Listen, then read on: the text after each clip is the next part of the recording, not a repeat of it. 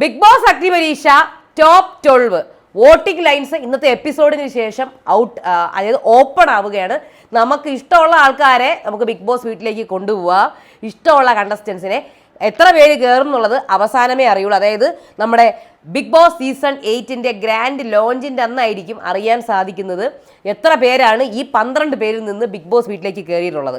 ഇതുവരെ നമുക്ക് അവരുടെ ഒരു പേഴ്സണൽ കാര്യങ്ങളോ അവരെങ്ങനെയാണെന്നോ അവരുടെ ദേഷ്യം എങ്ങനെയാണ് അവരുടെ സന്തോഷം എങ്ങനെയാണ് അവരൊക്കെ ഇതൊക്കെ അങ്ങനെ നേരെ ചൊവ്വേ നമ്മളെ കാണിച്ചിട്ടില്ല. പക്ഷേ ഇനി തൊട്ട് കാണിക്കോ ഇല്ലയോ എന്ന് കണ്ടറിയാം. ഭയങ്കര ബോറായിരുന്നു ഇത്രയും എപ്പിസോഡുകൾ. ആദ്യം തുടക്കമൊക്കെ നല്ല സൂപ്പറായിരുന്നു, പക്ഷേ പിന്നെ വെറും ടാസ്ക് മാത്രം, നമുക്ക് പ്രത്യേകിച്ച് ഒന്നുമില്ല. അപ്പോൾ അതിൽ ഇപ്പോൾ അവസാനത്തെ ഘട്ടത്തിൽ ടോപ്പ് 12 ഇരിക്കുകയാണ്. ഇനി മൺഡേ തൊട്ടെങ്കിലും എന്തെങ്കിലുമൊക്കെ ഒരു ഇമ്പ്രൂവ്മെൻറ്റ് ഉണ്ടാകുമോ എന്ന് നമുക്ക് കാത്തിരുന്ന് കാണാം. ആരൊക്കെ ഔട്ടായെന്ന് അറിയണ്ടേ? പറയാം. എല്ലാവർക്കും നമസ്കാരം. ഞാൻ നിങ്ങളുടെ സ്വന്തം രേവതി. വീഡിയോ ആദ്യമായിട്ട് കാണുന്നു ചാനൽ സബ്സ്ക്രൈബ് ചെയ്യണം, ലൈക്ക് ചെയ്യണം, കമൻറ്റ് ചെയ്യണം. സോ വോട്ടിംഗ് ലൈൻസ് ഇന്ന് എപ്പിസോഡിന് ശേഷം ഓപ്പൺ ആവും. പ്യുവർലി ബേസ്ഡ് ഓൺ ടാസ്ക് ആണ് അവർ ചെയ്തേക്കുന്നത്. പിന്നെ അത് കഴിഞ്ഞിട്ട് ടാസ്കും പിന്നെ അതുപോലെ തന്നെ ഇവരെങ്ങനെയാണ് ഇവരുടെ മൈൻഡ് ഗെയിംസ് ഉണ്ട്. പിന്നെ അവരുടെ പേഴ്സണാലിറ്റി എങ്ങനെയാണ് ജഡ്ജസിന് ഫീൽ ചെയ്തത്, ജഡ്ജസിന് ഇമ്പ്രസ് ആയത് എങ്ങനെയാണ്, അതിൻ്റെ ബേസിസിലാണ് ഇന്ന് ടോപ്പ് 12 എടുത്തിരിക്കുന്നത്. 4 പേര് ഔട്ടാക്കിയിട്ടുണ്ട് ഇന്ന്. വൈശാഖിനെ ഞാൻ പറയുന്നത് പുള്ളിക്കാരൻ്റെ ടാസ്ക് മാത്രമേ നമ്മൾ കണ്ടിട്ടുള്ളൂ. പ്രത്യേകിച്ചും ഇതിനകത്ത് ഇവർ തമ്മിൽ വഴക്കും ബഹളവും പ്രശ്നങ്ങളും ഒക്കെ ഉണ്ട് കണ്ടസ്റ്റൻസ് തമ്മിൽ. അതൊന്നും നമ്മൾ അറിയുന്നില്ല, ഇതുവരെ നമ്മൾ അറിഞ്ഞിട്ടില്ല. ഇനി മൺഡേ തൊട്ട് നമ്മൾ അറിയുമായിരിക്കും, എനിക്കറിയില്ല. കാര്യം അതിൻ്റെ അതിൻ്റെ നാളത്തെ പ്രൊമോ കാണിച്ചേക്കുന്നത്, അതായത് തിങ്കളാഴ്ചത്തെ പ്രൊമോ കാണിച്ചേക്കുന്നത് ഒരു ലവും ഹേറ്റും കൊടുക്കാൻ വേണ്ടിയിട്ടാണ്. അപ്പോൾ ഇവർ തമ്മിലുള്ള ഇതൊക്കെ കാണുന്നുണ്ട്, നമ്മൾ ചെറുതായിട്ട് കാണിക്കുന്നുണ്ട്. പക്ഷേ ഇതുവരെ ഉള്ളതൊന്നും നമ്മൾ കണ്ടിട്ടില്ല. അപ്പോൾ അതുകൊണ്ട് ടാസ്ക് ബേസിസ് ആണ് നമ്മൾ പൊതുവേ അനലൈസ് ചെയ്തേക്കുന്നത്. പക്ഷേ കമ്മ്യൂണിക്കേഷനും ഇമ്പോർട്ടൻ്റ്, നമ്മൾ എങ്ങനെ കമ്മ്യൂണിക്കേറ്റ് ചെയ്യുന്നുള്ളത് ഇമ്പോർട്ടൻ്റ് ആണ്. അപ്പോൾ വൈശാഖിൻ്റെ കാര്യത്തിൽ പറയുകയാണെങ്കിൽ പുള്ളിക്കാരൻ്റെ കമ്മ്യൂണിക്കേഷൻ്റെ കാര്യത്തിൽ എനിക്ക് കുറവായിട്ട് ഫീൽ ചെയ്തിട്ടുണ്ട്. ടാസ്ക് നന്നായിട്ട് കളിച്ചിട്ടുണ്ടായിരുന്നു. അമൃതയും അതുപോലെ തന്നെ പുള്ളിക്കാരൻ്റെ ലാംഗ്വേജ് പ്രോബ്ലം ഉണ്ട്. പക്ഷേ ലാംഗ്വേജ് ലാംഗ്വേജേ വാതുറക്കാത്ത തന്നെ കണ്ടസ്റ്റൻസ് നമ്മുടെ ബിഗ് ബോസിൽ വന്നിട്ടുണ്ട്. പക്ഷേ ഫാൻ പവർ കാരണം സർവൈവ് ചെയ്ത് പോയിട്ടുണ്ട്. അതുപോലെ ജാൻമണി, അങ്ങനെ കുറേ പേര് ലാംഗ്വേജ് പ്രോബ്ലം ഉണ്ടായിട്ട് കൂടി നല്ല രീതിയിൽ അവരെ തന്നെ എന്താണെന്നുള്ളത് നമ്മൾക്ക് കാട്ടി തന്നിട്ടുണ്ട്. സോ അങ്ങനെ ഒരു പ്രോബ്ലം ഇല്ല. എന്നാൽ അമൃത ഔട്ടായി, വൈശാഖ് ഔട്ടായി, പ്രണവ് ഔട്ടായിരിക്കുകയാണ്. അതേപോലെ തന്നെ പുള്ളിക്കാരൻ എക്സ്പെക്ട് ചെയ്തിരുന്നു ഔട്ടാവും എന്നുള്ളത്. അതേപോലെ അളകനന്ദയും ഔട്ടായി. പുള്ളിക്കാരുടെ ആ ഒരു കോൺഫിഡൻസ് അവിടെ എത്തിയപ്പോൾ അങ്ങ് ഡൗൺ ആയതുപോലെ എനിക്ക് ഭയങ്കരമായിട്ട് ഫീൽ ചെയ്തു. അങ്ങനെ ഈ 4 പേരും ഔട്ടായിരിക്കുകയാണ്. ഇനി ടോപ്പ് 12 ആയിട്ടുള്ള കണ്ടസ്റ്റൻസിൻ്റെ പേര് പറയാം. രാകേഷ്, നമ്മൾ പറഞ്ഞ ആൾ തന്നെയാണ്. ആഫ്യാനാസ്, നമ്മൾ പറഞ്ഞ ആൾ തന്നെയാണ്. ഷിബിന ഉറപ്പിച്ചുമായിരുന്നു. ലോലീറ്റ, നമ്മൾ ഉറപ്പിച്ച ആൾ തന്നെയായിരുന്നു. എൽഡോയ്ക്ക് നമ്മൾ 50-50 ചാൻസാണ് പറഞ്ഞിരുന്നത്, കയറി.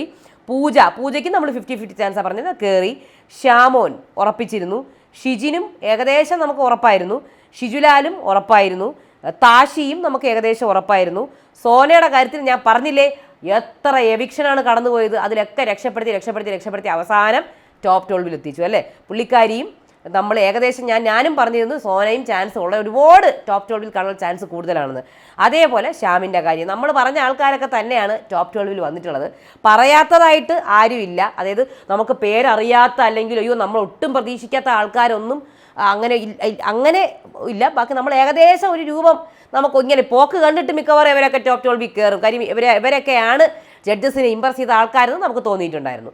അങ്ങനെ നമുക്ക് എപ്പിസോഡ് 9 വീക്കെൻഡ് രണ്ടാമത്തെ ദിവസമാണ്. സെറീന നാദറയാണ് ഇന്നത്തെ ഗസ്റ്റ്. അതേപോലെ സീസൺ 5 റീയൂണിയൻ പോലെ തോന്നി. അഖില്, റെനീഷ, സെറീന, നാദിറ ഇവർ തമ്മിൽ അങ്ങോട്ടും ഇങ്ങോട്ടും കുറേ വഴക്കും അങ്ങോട്ടും ഇങ്ങോട്ടും താങ്ങലും ഒക്കെ ആയിരുന്നു.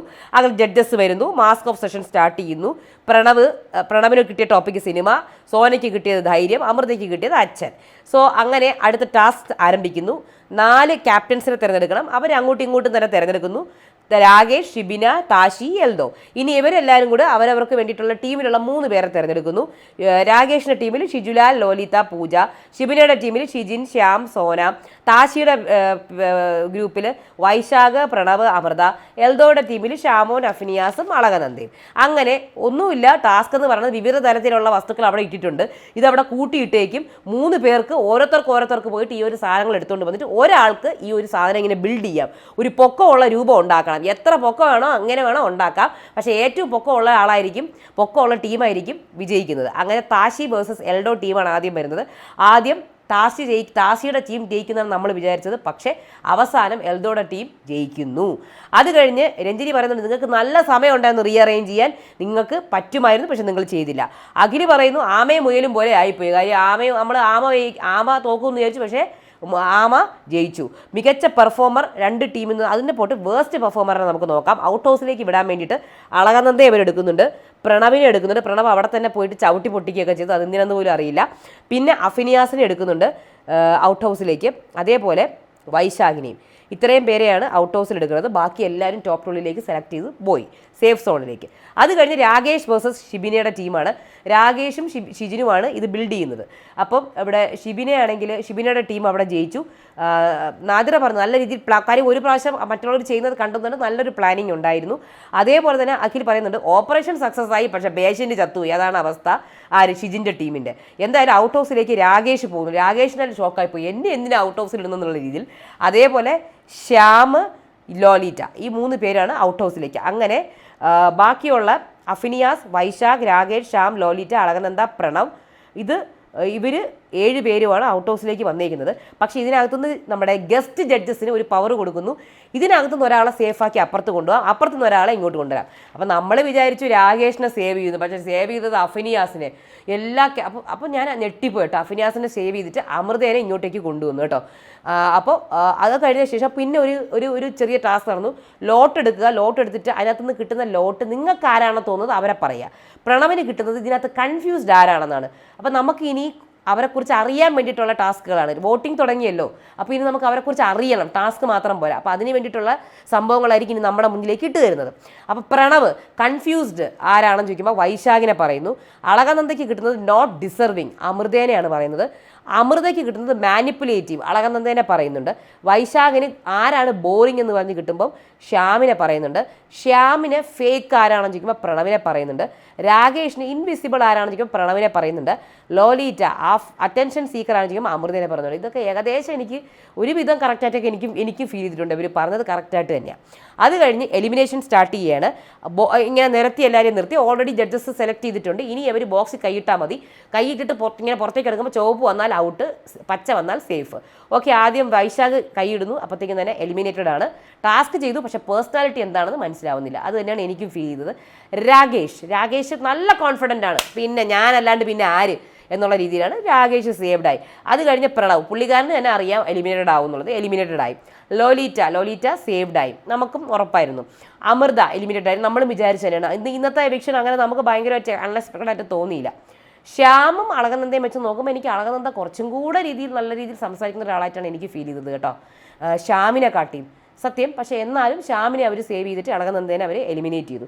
അങ്ങനെ ടോപ്പ് 12 എൽഡോ, രാകേഷ്, അഫിനിയാസ്, ഷിജിൻ, ഷിജുലാൽ, സോന, പൂജ, ലോലിറ്റ, ഷാമോൻ ആൻഡ് താശി, ഇത്രയും പേര് വന്നു. എന്നിട്ട് ഇത്രയും പേരാണ് ടോപ്പ് 12 ഇനി എപ്പിസോഡ് കഴിഞ്ഞ ശേഷം വോട്ടിംഗ് ലൈൻസ് ഓപ്പൺ ആക്കും. നമുക്ക് ഹോട്ട്സ്റ്റാറിൽ തന്നെ വോട്ട് ചെയ്യാം. നമ്മുടെ ബിഗ് ബോസ് ഒക്കെ വോട്ടിംഗ് നടക്കണ പോലെ. സോ അങ്ങനെ വോട്ടിംഗ് ലൈൻസ് സ്റ്റാർട്ട് ചെയ്തു എന്ന് പറയുന്നു. ബിഗ് ബോസ് ഹൗസിൽ കയറ്റാൻ ആഗ്രഹമുള്ളവർക്കൊക്കെ നിങ്ങൾക്ക് വോട്ട് കൊടുക്കാം. അപ്പം മിക്കവാറും ഇന്ന് എപ്പിസോഡ് കഴിഞ്ഞ് ശേഷം നമുക്ക് ഹോട്ട്സ്റ്റാർ ചെക്ക് ചെയ്യുമ്പോൾ കാണാൻ പറ്റും. അത് കഴിഞ്ഞ് നാളത്തെ പ്രൊമോ കാണിക്കും. നാളത്തെ പ്രൊമോയിൽ ഒട്ടും ഇഷ്ടമില്ലാത്ത ആൾക്കാർക്ക് കൊടുക്കാനുള്ള ഇമോജീസാണ്. പിന്നെ ഇഷ്ടമുള്ള ആൾക്കാർക്ക്, പിന്നെ ഇവർ അന്യോന്യമുള്ള വഴക്കുകളും അഭിപ്രായ വ്യത്യാസങ്ങളും ഒക്കെ നമ്മളെ കാണിച്ചു തരികയാണ്. ഇവരുടെ പേഴ്സണാലിറ്റീസൊക്കെ നമുക്ക് മനസ്സിലാക്കാൻ വേണ്ടിയിട്ട് വോട്ടിംഗ് ലൈൻസ് ഓപ്പൺ ആയല്ലോ, അതിന് വേണ്ടിയിട്ടുള്ള ഒരു ഇതാണ് കാണിക്കുന്നത്. അപ്പോൾ ഇത്രയേ ഉള്ളൂ.